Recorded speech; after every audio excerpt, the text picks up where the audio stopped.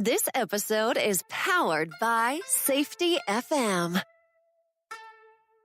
Hey, I'm Sheldon Primus. Welcome to the Safety Consultant Podcast.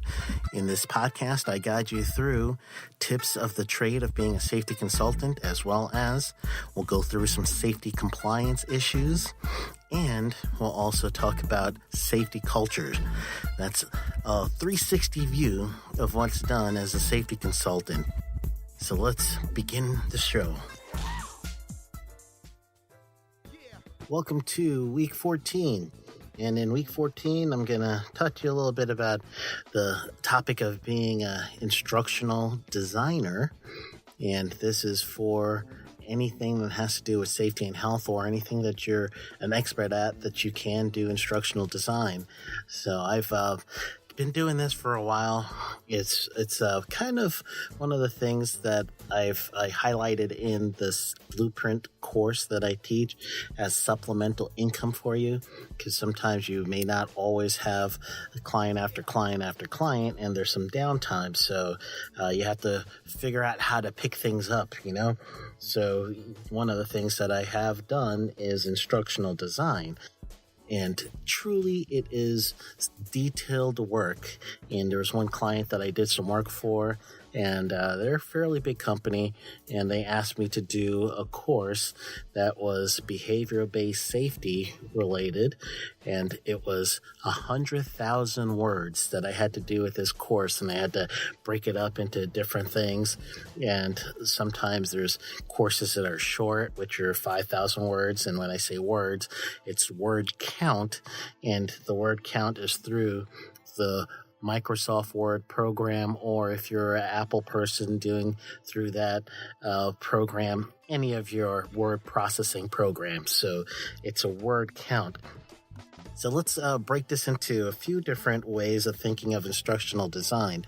So one of the first things I'm going to break down is pretty much the thought process behind it. So the thought process is, first and foremost, someone wants to make a profit through the course. So they want this course to be engaging. It also, especially being something safety and health related. If it's safety culture, then chances are you're going to have to bring in some documentation that's going to come from different sources related to safety culture issues, as well as personal experiences. But it's not as concrete as safety compliance. When you're doing safety compliance ones, then you're using any of your regulatory agency that is under your jurisdiction, and you're pulling that source material out, you're dissecting that source material, and then you're putting it right back into the program or into that course in your own words. And there's some really nuances and skills related to that, so that you can give them documentation and a finished product that is royalty-free, finished product that's not being copied directly from word from a standard. It's going to have to be something that you, as an expert, are going to be able to understand yourself, so you can disseminate that information to a student. And you have to create the course in such a way that you're going to hit the target market and they're going to understand it real well. So that's the idea behind it.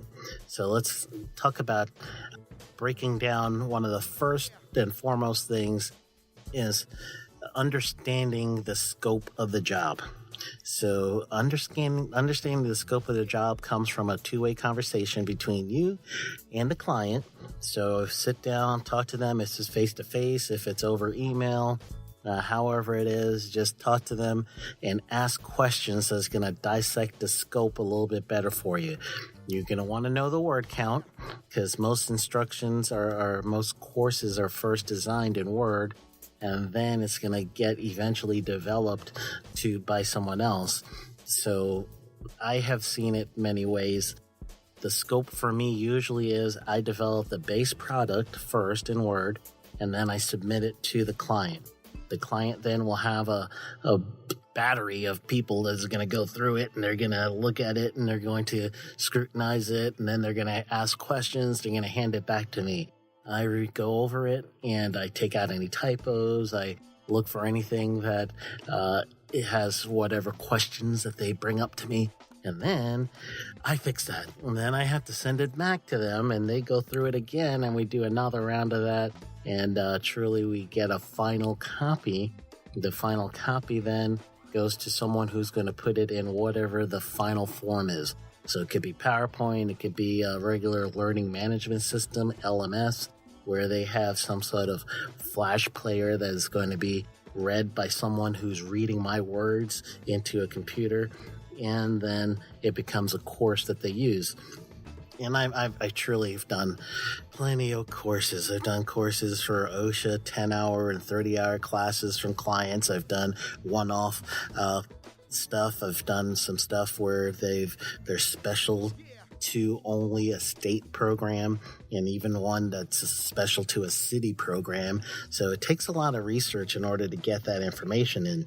So understanding the scope is very important. So you want to know first and foremost, what's that word count? What is going to be the final product that you deliver to them? Because if you're delivering not only the Word document, but you're also going to be creating a PowerPoint, that brings the price into a different stratosphere.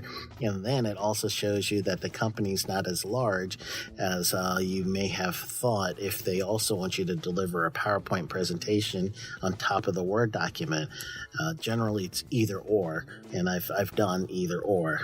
But after you get an understanding of that, you want to understand who the audience is, because you really need to know if you're going to be delivering this material to executives.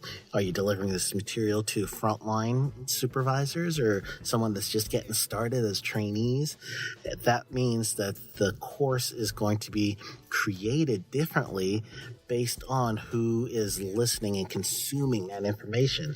So for you, as being the content developer, you really want to make sure that you're not going to talk over the head of someone who's just getting started or talk down to an executive level person, because that course isn't going to get sold.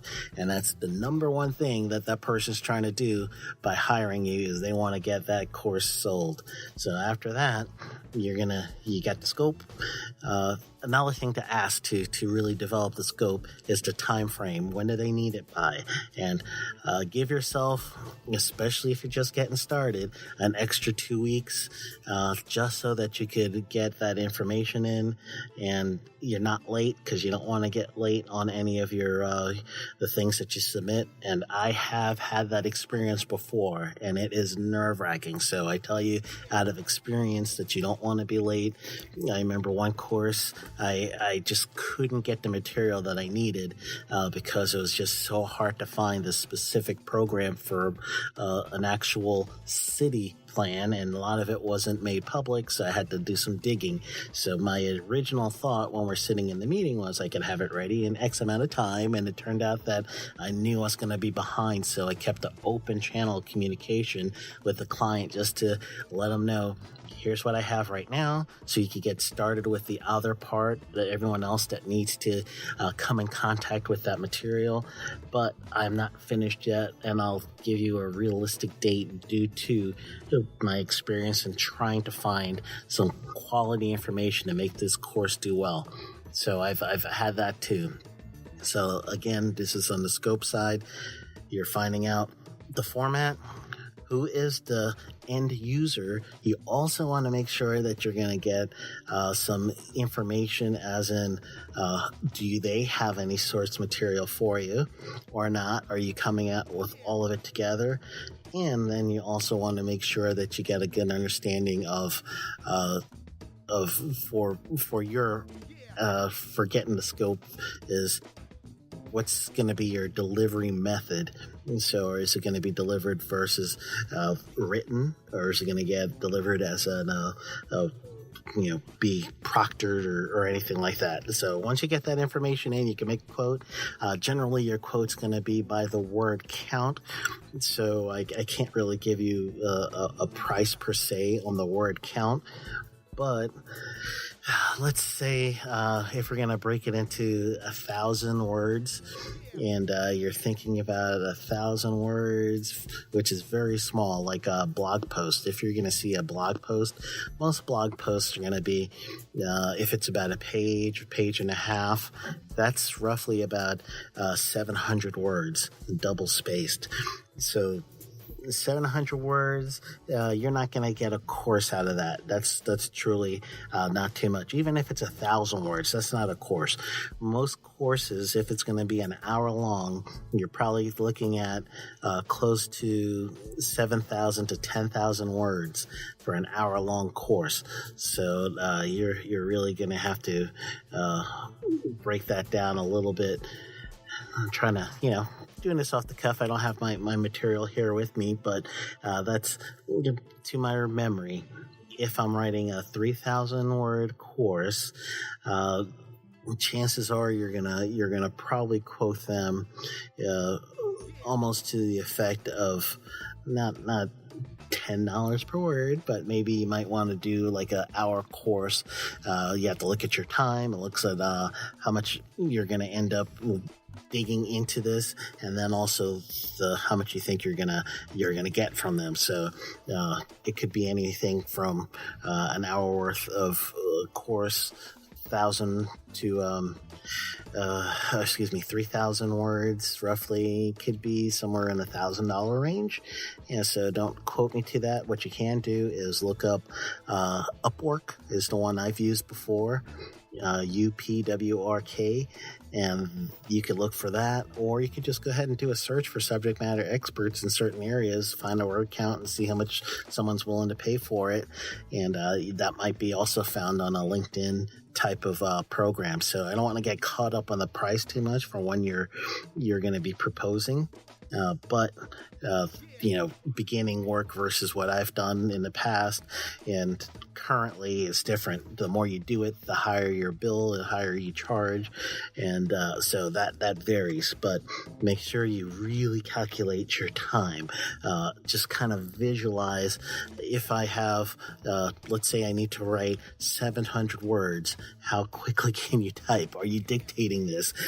So that's part of it too. Are you giving it to someone else and they're going to be dictating it to you? Or are you going to use a program like rev.com where you pay by the word and they break it down for you and you're just talking into a mic or something? So that's also part of your calculation there too.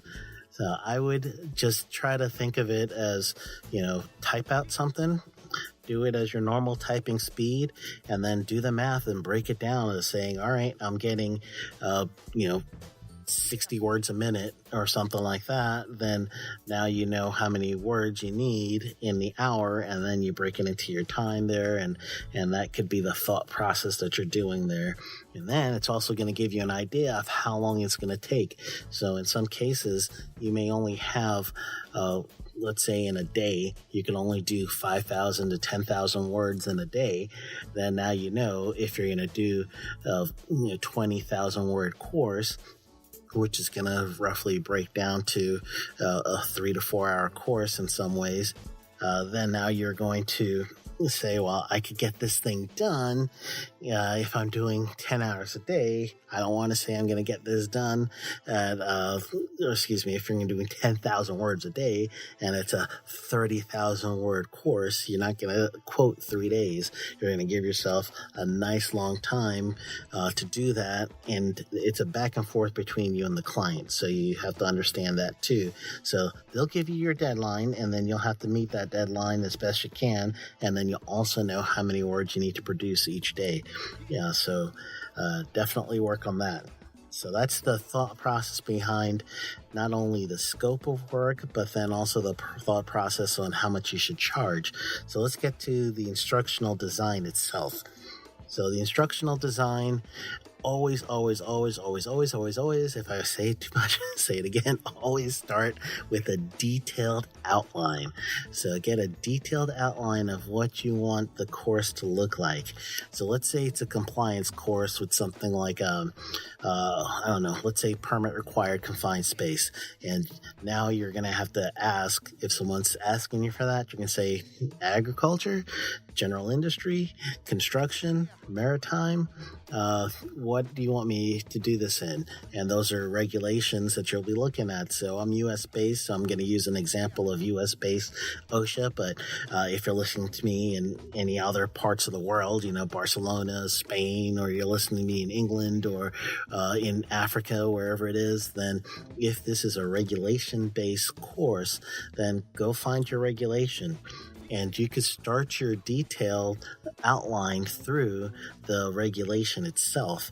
So most regulations will start with scope, and then it'll go into definitions, and then it'll go into different sections of that regulation.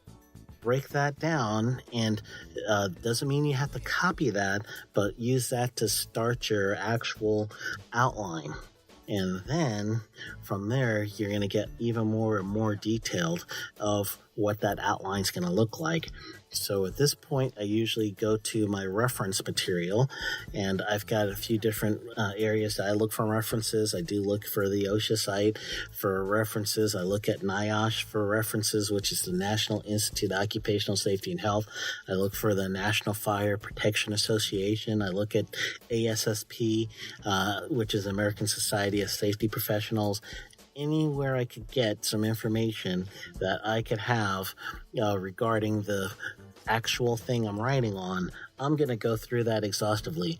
And then I'm also going to look at other people's blog posts that have written about it, and I'm going to look for their cited sources and then go ahead and find those. I'm going to look at university sites so I could get that information from university sites as well.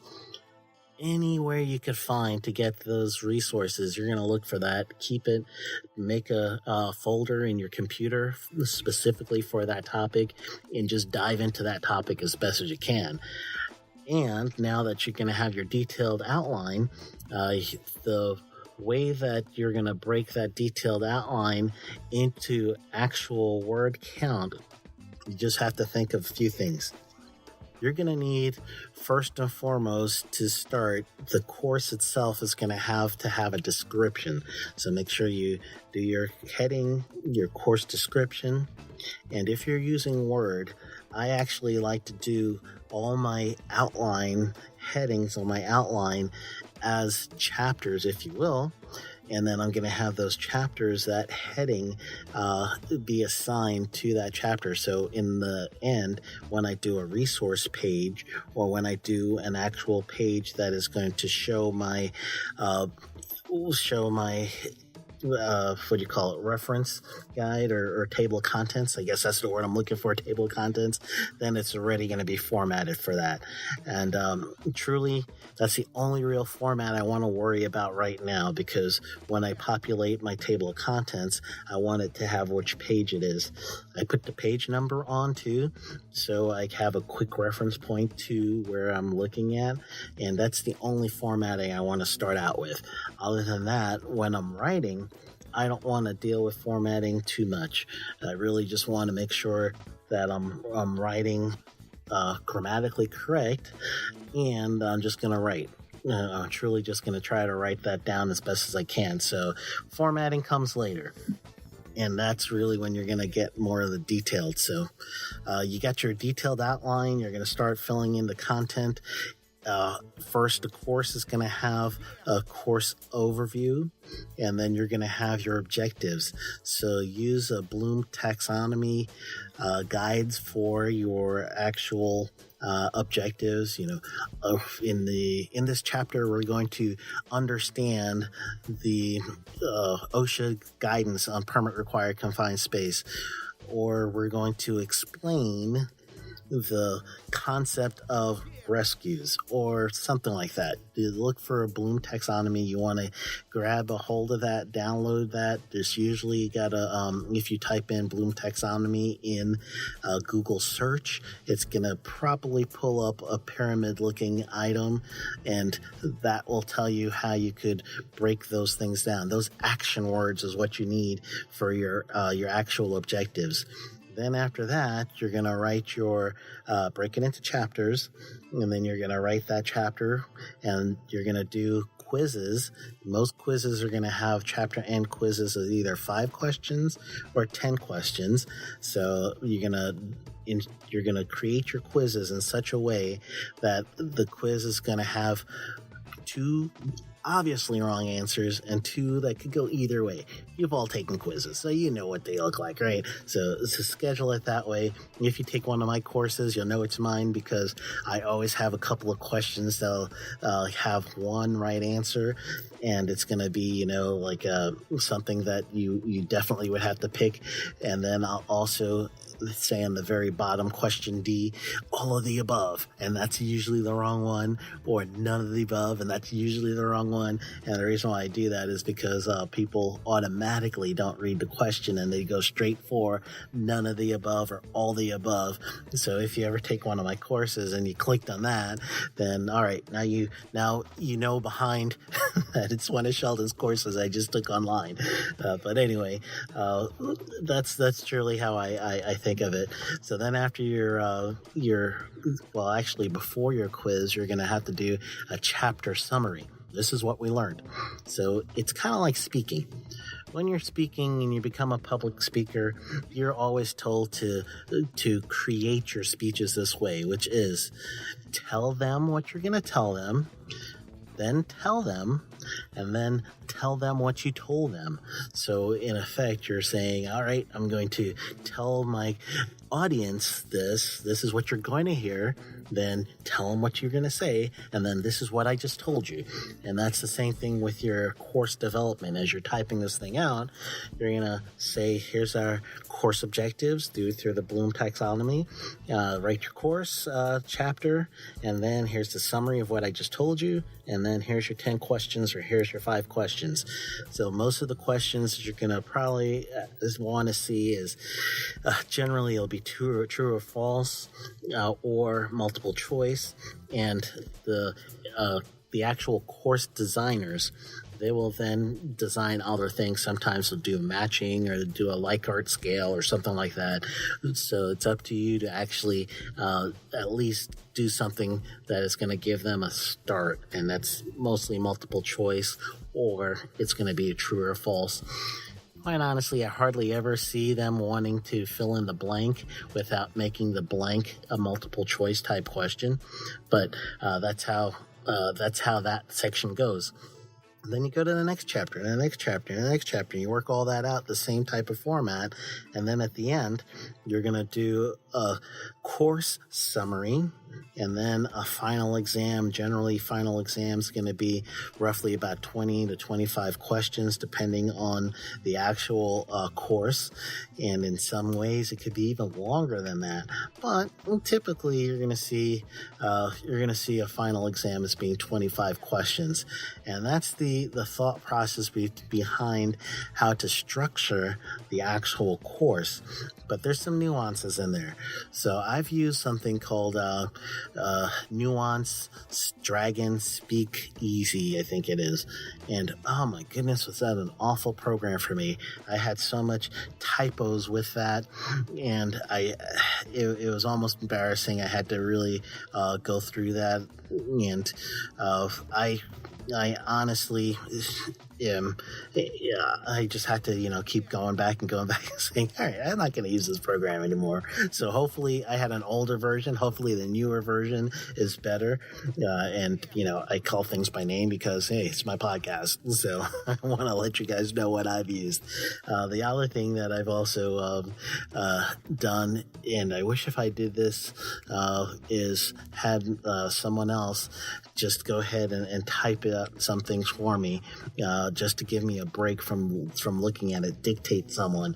Sometimes I wish I would have done that, but I do have my wife, who happens to be a teacher, look over a lot of the programs that I've written and the courses I've written, just so she could give me a good understanding of if it looks right from an education point of view, and that does help. So if you have any teacher friends, especially if they're English type teachers or whatever language you have, just look over the structure of your actual course and see how that fits with the actual language. So that's a good one to have. Another thing to do with your instructional design. Sometimes you just need to sit it down, let it go, and then come back. And then, have a free brain, a free thought process about it. Because you're going to have to make sure that this thing is in a logical order from one thing to the next. So that's why I say if it's a standard base, follow the standard, and the standard will actually lead you in a logical thought base. So here's some of the other considerations that you have to do with instructional design. If you're using any pictures, don't go grabbing it from the internet. You have to look for open source material, verify that it is open source. You could use your own material, but just make sure that it's not copyrighted material in any way. Most of it, if it's government work, then most of governmental information is open source, but just verify that you're sending the client open source material. And please don't plagiarize. It's not worth it. Just go ahead and do original content. If it's something that you have to quote, especially regulations, then go ahead and put it in quotations and do the italics or whatever, and get that going. But also when you're referencing things, you have to use the correct format for referencing. So let's say you're using Word.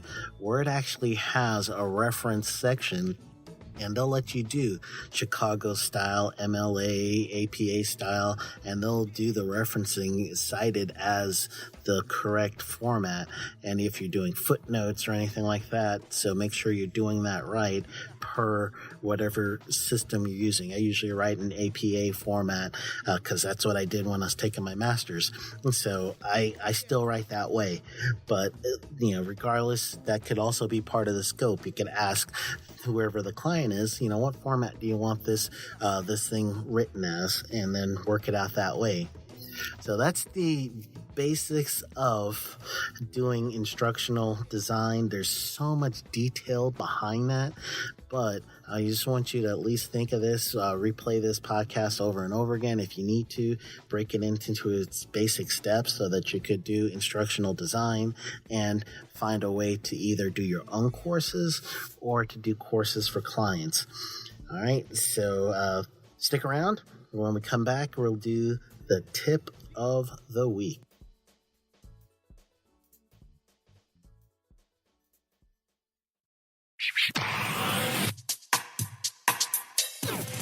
We can all run into issues. Some issues we will discuss with friends and maybe family, but some items are so personal that we don't want to discuss with anyone and we just want to handle them ourselves. What issues am I talking about? I am talking about issues with credit. Imagine being able to work on your credit report from the comfort of your own home.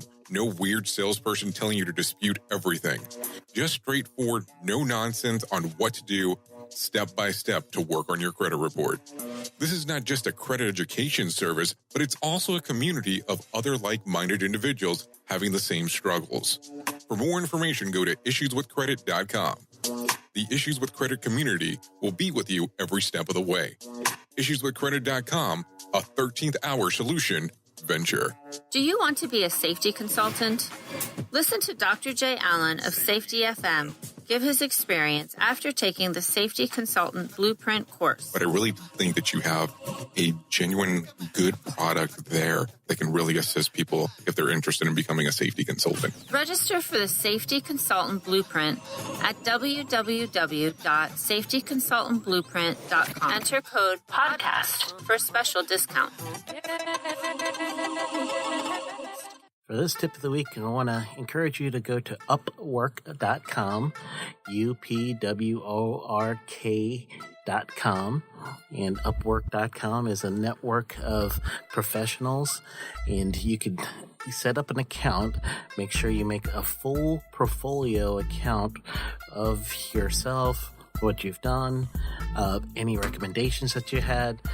It's a wonderful tool that's out there to help you get supplemental income through doing instructional design. You could do reviews for other people who have courses. You could do anything. Just type in Upwork.com, no S, Upwork.com. And with your Upwork portfolio, then you have the opportunity to have people come to you as a subject matter expert and do some SME work, subject matter expert. And the SME work is really good. I also put that in the Safety Consultant Blueprint course just as a form of a way that you could have any supplemental income. So let's give you a little example about some of the work that I've got from Upwork. So I set up my account. I actually have two accounts. One is to receive work and one is to get work and to hire some people.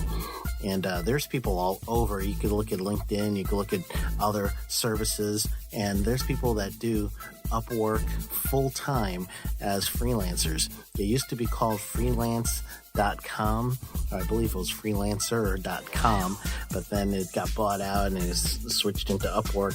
So I personally got several SME jobs related to people who wanted someone to look over some programs to see how accurate it is for OSHA compliance. And then I also had some people who needed someone to write specific courses and have that be compliant with OSHA. So they looked me up, and one of the things that you could do is you could get paid by the hour, you could get paid by the project. It's really up to the client, and you bid for work. So they try to look through every other SME's portfolio, and as your portfolio gets bigger and bigger, then it's easier and easier for you to actually get some work through that system. So the tip of the week is go ahead, go to Upwork.com. It's not a promotion for me in any way. It's just something that I've used and I used often and I still use. So get yourself a portfolio. Hey, you might even be competing with me for a job. I guess I shouldn't be telling you that, but that's okay. It's enough room for everybody, right? So go ahead, get yourself a profile, and then we want to make sure that fill it as detailed as possible, and then just bid fairly for what you think you can do with the job, and overperform when you get it. All right. So that is the tip of the week. Thank you for listening to this podcast. I really appreciate each and every one of you. It's been a real fun time for me. And I'll just like to ask you if you could help me out by subscribing to the podcast, sharing it with some friends and families in your social network and your LinkedIn, and leave a review on iTunes. That's going to help me greatly spread the word for other safety consultants. Thank you. This podcast is being sponsored by safetyconsultantblueprint.com. This episode has been powered by Safety FM.